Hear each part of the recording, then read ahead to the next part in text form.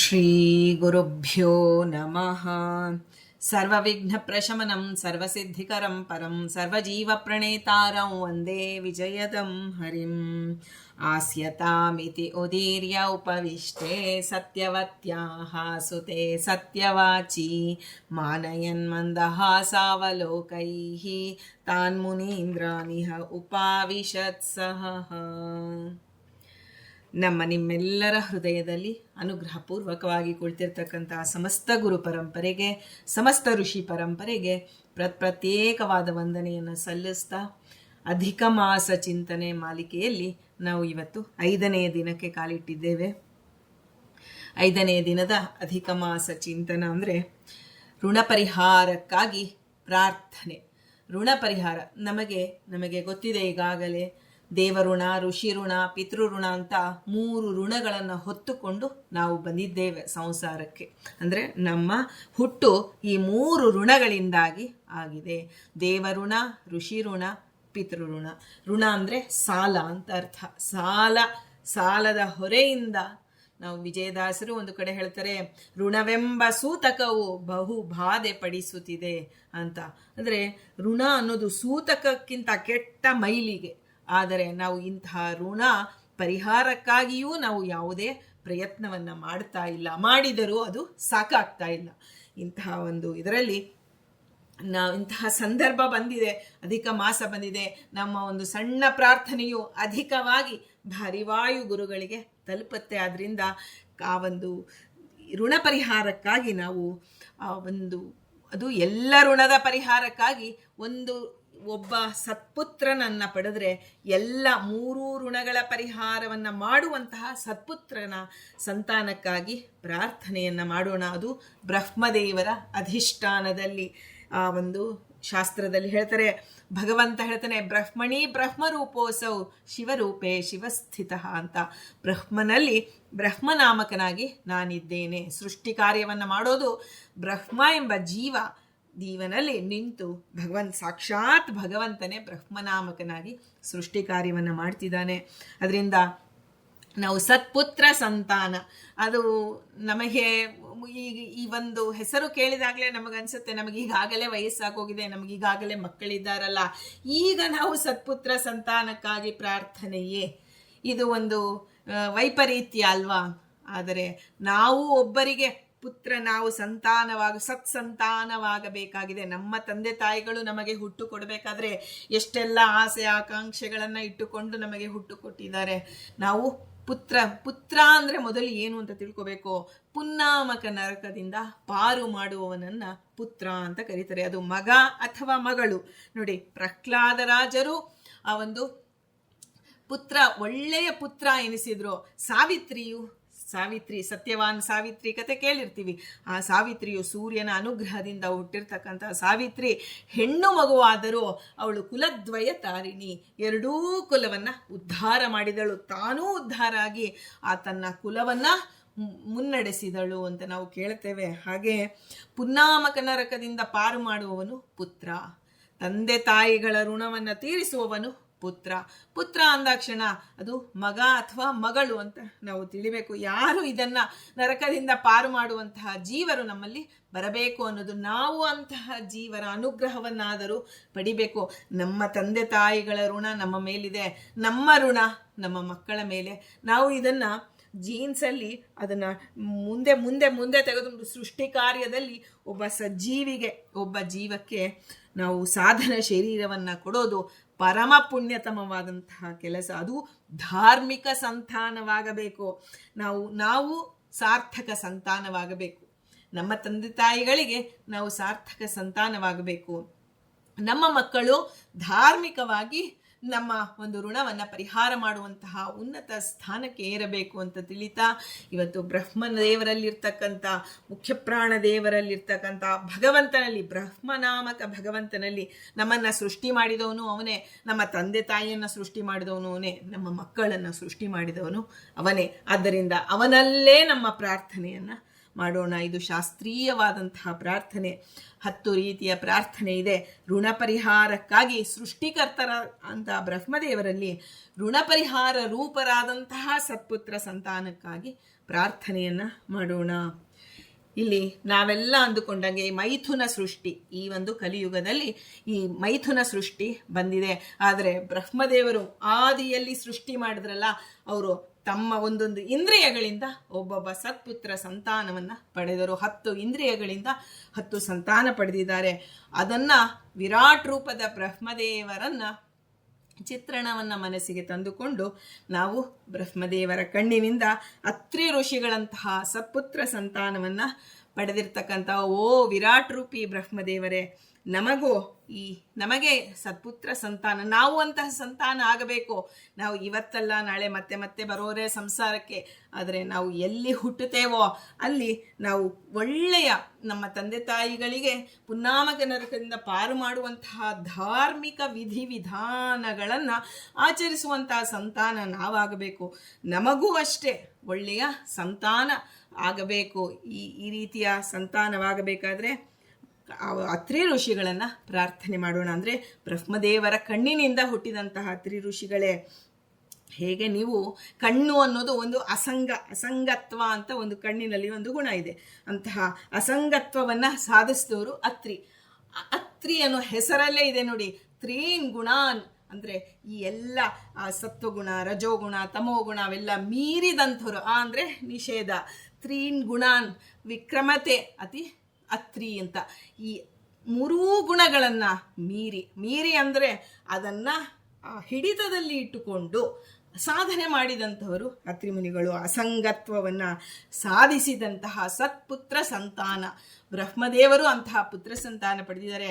ಅತ್ರಿ ಋಷಿಗಳಂತೂ ನಮಗೆ ಗೊತ್ತು, ಅನಸೂಯೆಯನ್ನು ಮದುವೆಯಾಗಿ ಧಾರ್ಮಿಕ ವಿಧಿವಿಧಾನಗಳೊಂದಿಗೆ ಬ್ರಹ್ಮ ವಿಷ್ಣು ಮಹೇಶ್ವರರನ್ನೇ ಪಡೆದು ಬಿಟ್ರು. ಹೀಗೆ ಇಂತಹ ಅತ್ರಿ ಋಷಿಗಳು ಬ್ರಹ್ಮದೇವರ ಕಣ್ಣಿನಿಂದ ಹುಟ್ಟಿದ್ದಾರೆ. ಅಂತಹ ರೂಪವನ್ನು ಚಿಂತನೆ ಮಾಡಿ, ಸ್ವಾಮಿ ನಮಗೂ ಅಷ್ಟೇ ಸಂಸಾರಾದಿ ವಿಷಯಗಳಲ್ಲಿ ಕಣ್ಣಿನಂತೆ ಸದಾ ಅಸಂಗವನ್ನು ಸಾಧಿಸುವಂತಹ ಸತ್ಪುತ್ರ ಸಂತಾನವನ್ನು ಪ್ರತಿ ಜನ್ಮದಲ್ಲಿಯೂ ದಯಪಾಲಿಸಿರಿ.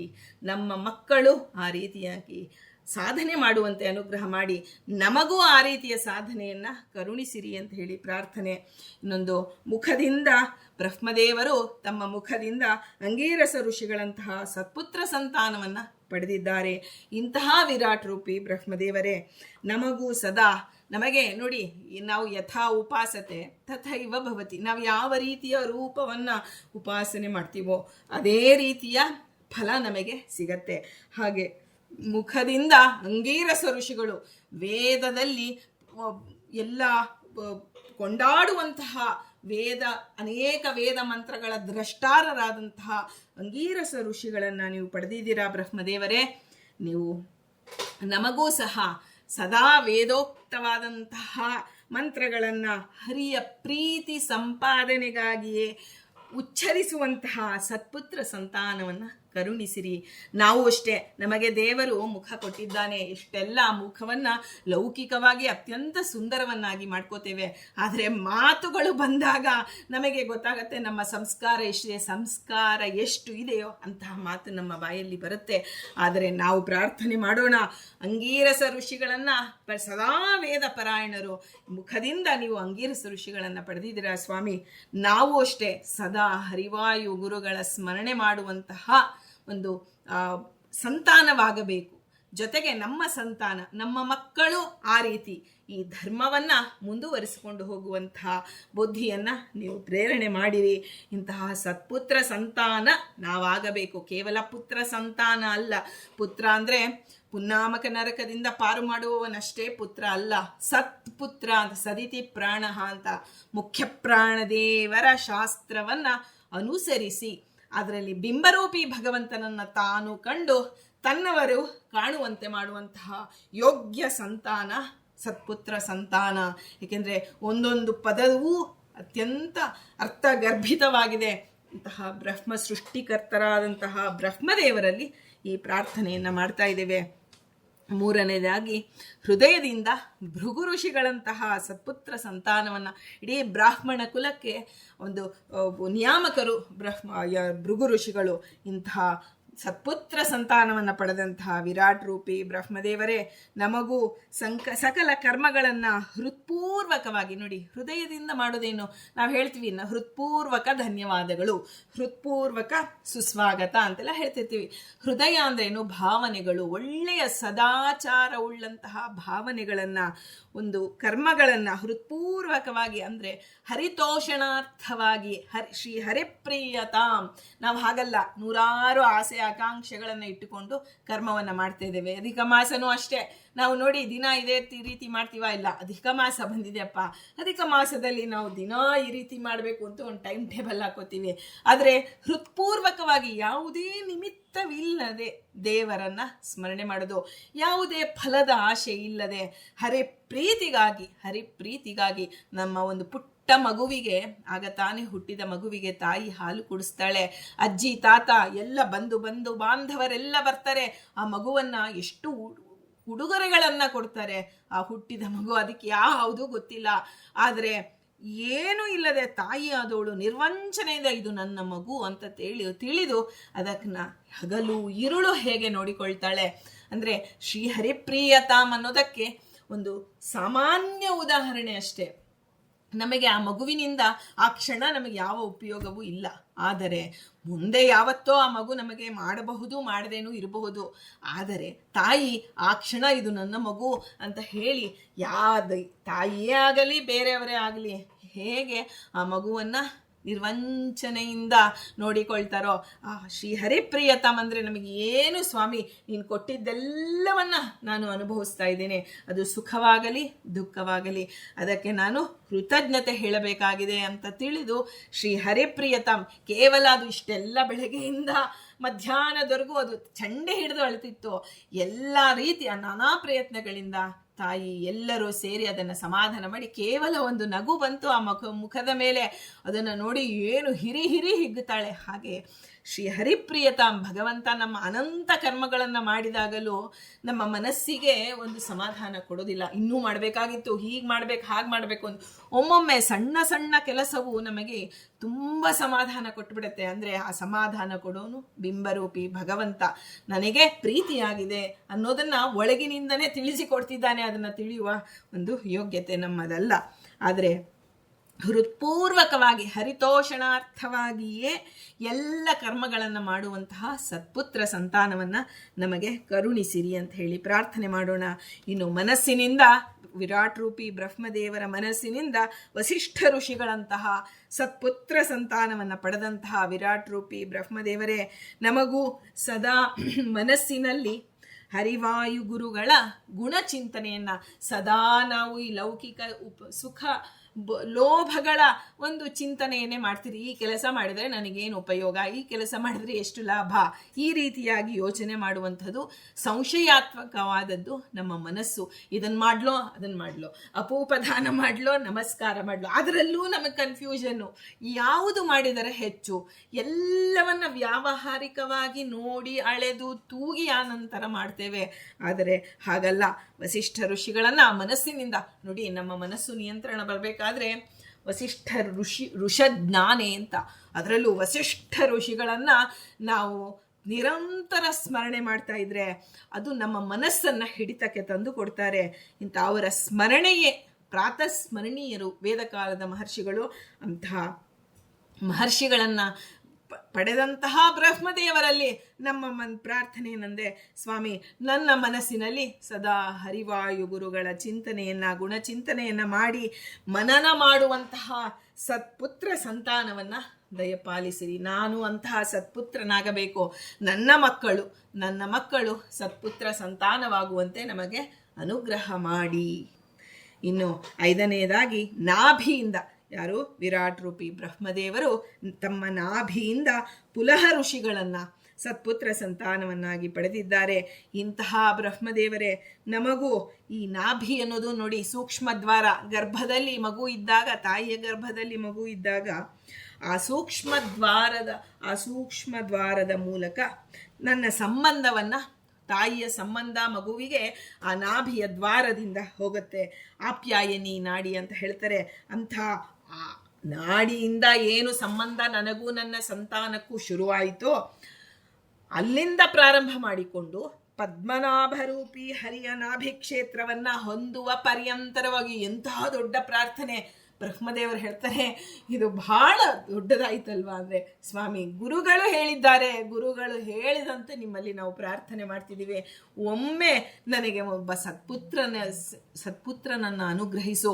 ಅವನು ನನಗೆ ಎಲ್ಲಿಯವರೆಗೆ ಸಂಬಂಧ ಇರಬೇಕು ಅಂದ್ರೆ ನನ್ನ ನಾಭಿಚ್ಛೇದ ಅಂತ ಹೇಳ್ತೀವಿ, ಅದು ಛೇದ ಮಾಡಿದ ಮೇಲೆ ಅಲ್ಲಿಗೆ ತಾಯಿಯ ಸಂಪರ್ಕ.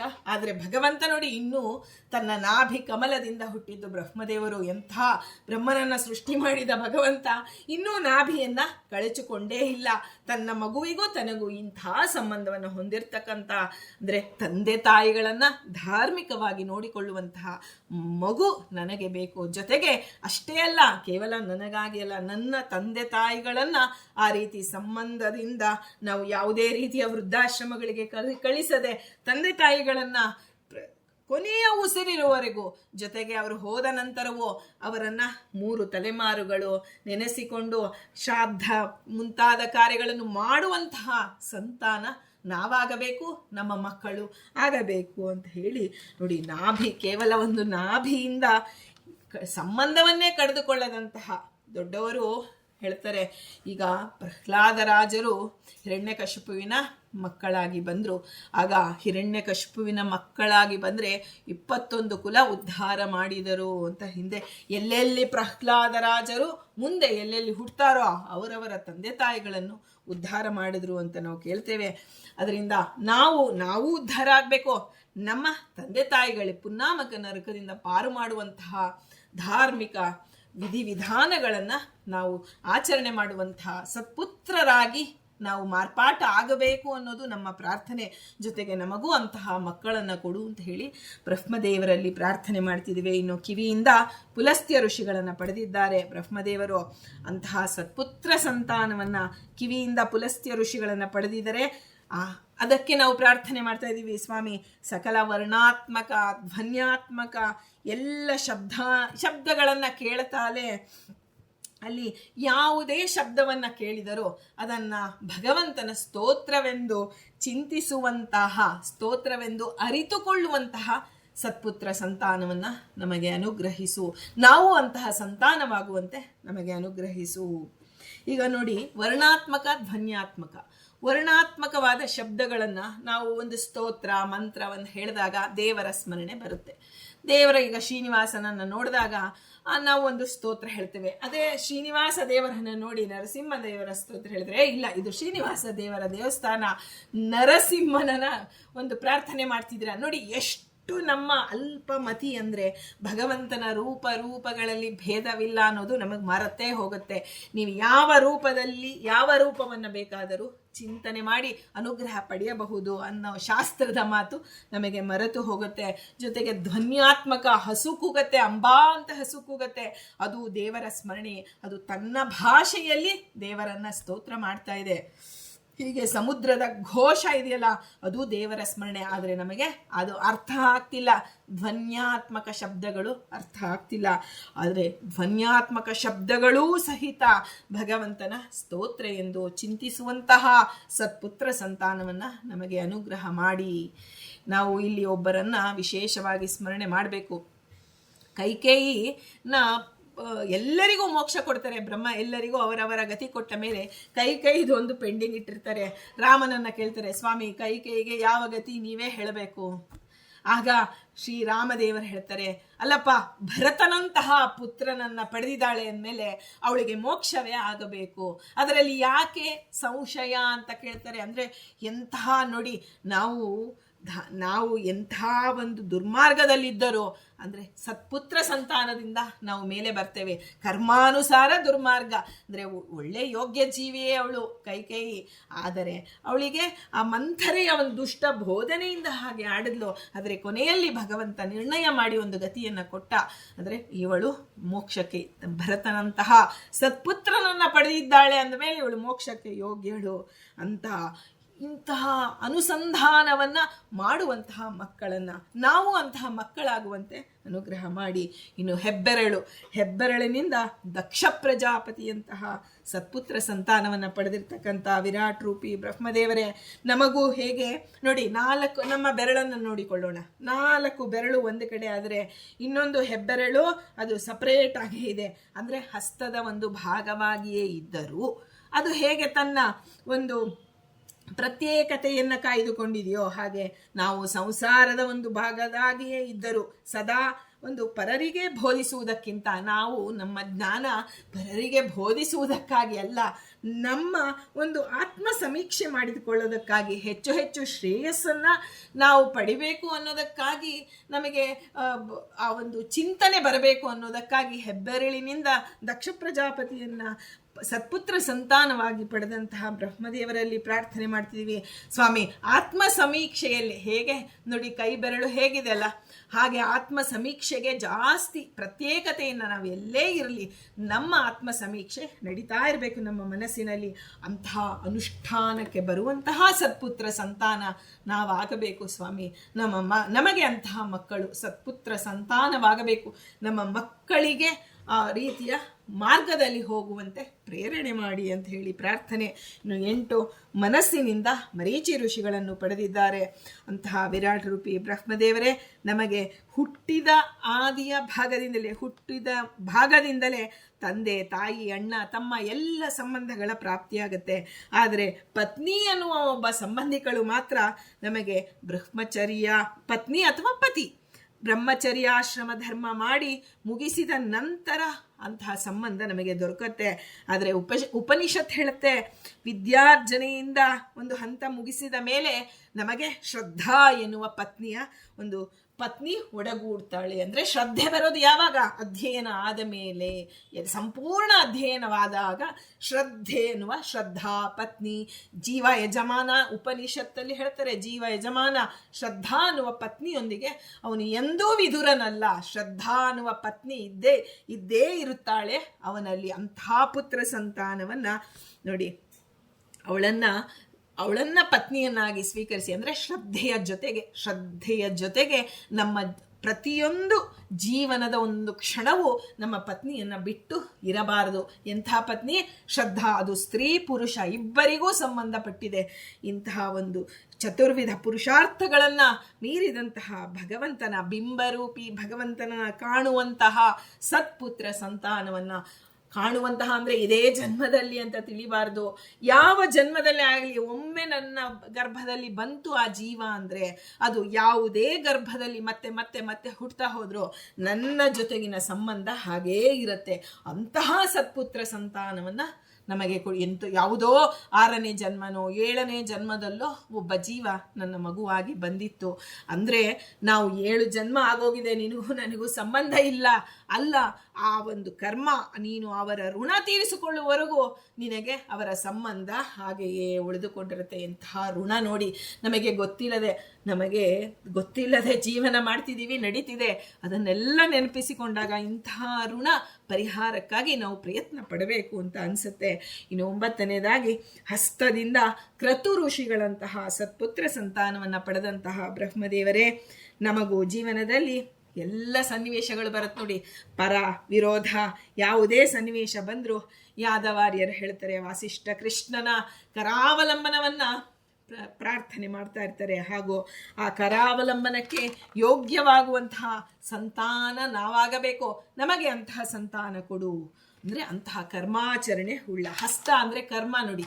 ಹಸ್ತಗಳಿಂದ ತಾನೇ ಕರ್ಮಾಂಗದಲ್ಲಿ ಒಂದು ಜ್ಞಾನೇಂದ್ರಿಯ ಕರ್ಮೇಂದ್ರಿಯಗಳು ಇದೆ. ಕರ್ಮೇಂದ್ರಿಯಗಳಲ್ಲಿ ಪ್ರಧಾನವಾದದ್ದು ಹಸ್ತ. ಇಂತಹ ಧರ್ಮಾಚರಣೆಯನ್ನೇ ಮಾಡುವಂತಹ ಸತ್ಪುತ್ರ ಸಂತಾನ. ಕೈಗಳು ಇರೋದು ಭಗವಂತನ ಶಾಸ್ತ್ರದ ಅವಲೋಕನೆಗಾಗಿ, ಶಾಸ್ತ್ರದ ಲೇಖನಕ್ಕಾಗಿ, ಆ ಒಂದು ಧರ್ಮಾಚರಣೆಯನ್ನು ಮಾಡೋದಕ್ಕಾಗಿ. ಅಂತಹ ಸಂತಾನ ನಾನು ಆಗಬೇಕು. ನನ್ನ ತಂದೆ ತಾಯಿಗಳು ಎಲ್ಲೇ ಇರಲಿ ನನಗಿಂತ ಸಾಧನ ಶರೀರ ಕೊಟ್ಟಿದ್ದಾರೆ. ಅವರಿಗೆ ಆ ಪುನ್ನಾಮಕ ನರಕದಿಂದ ಪಾರು ಮಾಡುವಂತಹ ಧಾರ್ಮಿಕ ವಿಧಿ ವಿಧಾನಗಳನ್ನು ಮಾಡುವಂತಹ ಪುತ್ರ ಸಂತಾನ ನಾನು ಆಗಬೇಕು. ಜೊತೆಗೆ ನನ್ನ ಮಕ್ಕಳು ಆ ರೀತಿಯೇ ಮಾಡುವಂತೆ ಅನುಗ್ರಹ ಮಾಡಿ. ಇನ್ನು 10 ತೊಡೆಯಿಂದ ನಾರದ ಋಷಿಗಳು. ಬ್ರಹ್ಮದೇವರ ತೊಡೆಯಿಂದ ನಾರದ ಋಷಿಗಳನ್ನು ಬ್ರಹ್ಮದೇವರು ಪಡೆದಿದ್ದಾರೆ. ಹೀಗೆ ಪ್ರಹ್ಲಾದರಾಜರು ನಮಗೆ ಭಾಗವತದಲ್ಲಿ ಹೇಳ್ತಾರೆ, ನವವಿಧ ಭಕ್ತಿಗಳ ಪ್ರಾಕಾರದಲ್ಲಿ ಶ್ರವಣಂ ಕೀರ್ತನಂ ವಿಷ್ಣೋಹೋ ಸ್ಮರಣಂ ಪಾದ ಸೇವನಂ ಅರ್ಚನಂ ವಂದನಂ ದಾಸ್ಯಂ ಸಖ್ಯಂ ಆತ್ಮನಿವೇದನಂ ಅಂತ ಹೇಳಿ 9 ಪ್ರಕಾರದ ಭಕ್ತಿಗಳನ್ನು ಹೇಳ್ತಾರೆ. ಆದರೆ ಅದರಲ್ಲಿ ಸುಲಭವಾಗಿರಬೇಕು, ನಮಗೆ ಸಾಧ್ಯವಾಗಿರಬೇಕು. ಅಂತಹ ಭಕ್ತಿ ಅಂದರೆ ವಂದನ ಭಕ್ತಿ.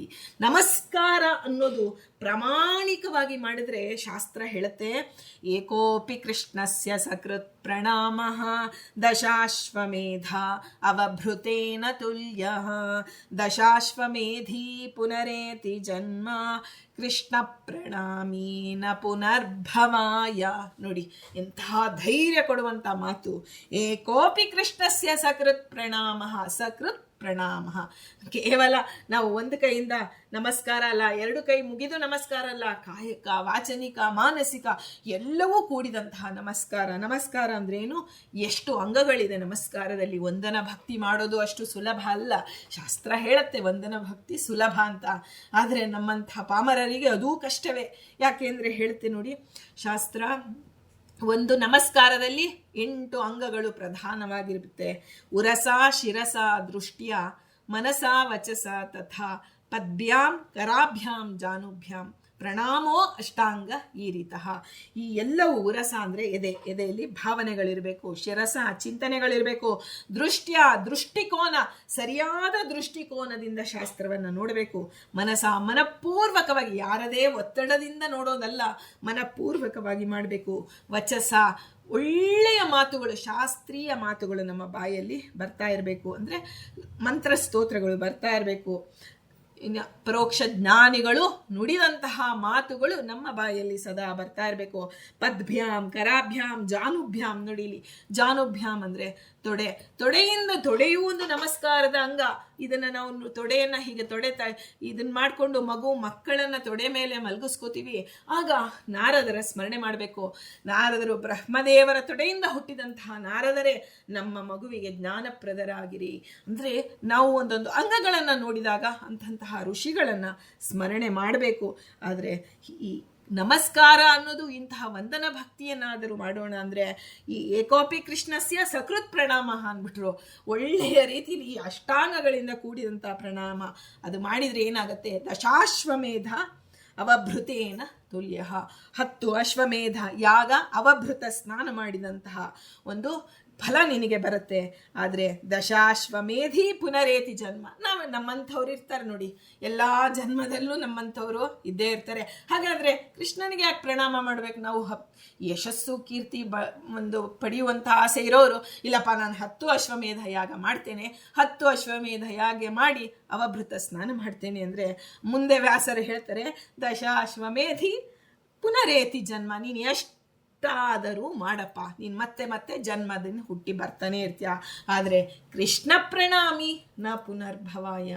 ಕೃಷ್ಣನಿಗೆ ಒಮ್ಮೆ ನೀನು ಸಕೃತ್ ಪ್ರಣಾಮವನ್ನು ಮಾಡಿದರೆ ನ ಪುನರ್ಭವಾಯ ಅಂದರೆ ಮೋಕ್ಷ ಅವಸ್ಥೆ ನಿನಗೆ ಕೊಟ್ಟು ಬಿಡ್ತಾನೆ. ಈ ಎಂಥ ಒಂದು ವೇದವ್ಯಾಸರು ಹೇಳುವ ಮಾತು ಬಹು ಅರ್ಥಗರ್ಭಿತವಾಗಿದೆ. ಕೇವಲ ಒಂದೊಂದು ಅರ್ಥವನ್ನು ಮಾತ್ರ ನಾವು ನಮ್ಮ ಯಥಾಯೋಗ್ಯವಾಗಿ ಚಿಂತನೆ ಮಾಡ್ತಿದ್ದೀವಿ.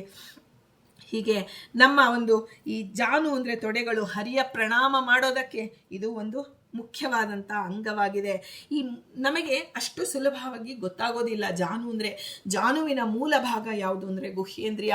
ಇಂತಹ ಗುಹ್ಯೇಂದ್ರಿಯದಿಂದ ಸತ್ಪುತ್ರ ಸಂತಾನವನ್ನು ಮೈಥುನ ಸೃಷ್ಟಿಯಿಂದ ಹುಟ್ಟಿದವರು ನಾವು, ನಮ್ಮ ಮಕ್ಕಳು ಅದೇ ರೀತಿಯಲ್ಲಿ ಹುಟ್ಟಿದ್ದಾರೆ ಅಂದ ಮೇಲೆ ಆ ಅನುಷ್ಠಾನ ಮಾಡುವುದಕ್ಕೆ, ಧಾರ್ಮಿಕ ವಿಧಿವಿಧಾನಗಳನ್ನು ಮಾಡೋದಕ್ಕೆ ಯೋಗ್ಯವಾದಂತಹ ಸದೃಢವಾದಂತಹ ಅಷ್ಟಾಂಗಗಳನ್ನು ಜೀವನದ ಕೊನೆಯ ಕ್ಷಣದವರೆಗೂ ನಾವು ಹೆಚ್ಚು ಆಯುಷ್ಯ ಕೇಳ್ತಿಲ್ಲ. ನಮ್ಮ ಆಯುಷ್ಯ ಎಷ್ಟಿದೆಯೋ ಅಷ್ಟು ಕೊನೆಯ ಆಯುಷ್ಯದವರೆಗೂ ತತ್ವಾಭಿಮಾನಿಗಳು ನಮ್ಮ ಜೊತೆ ಇರಬೇಕು.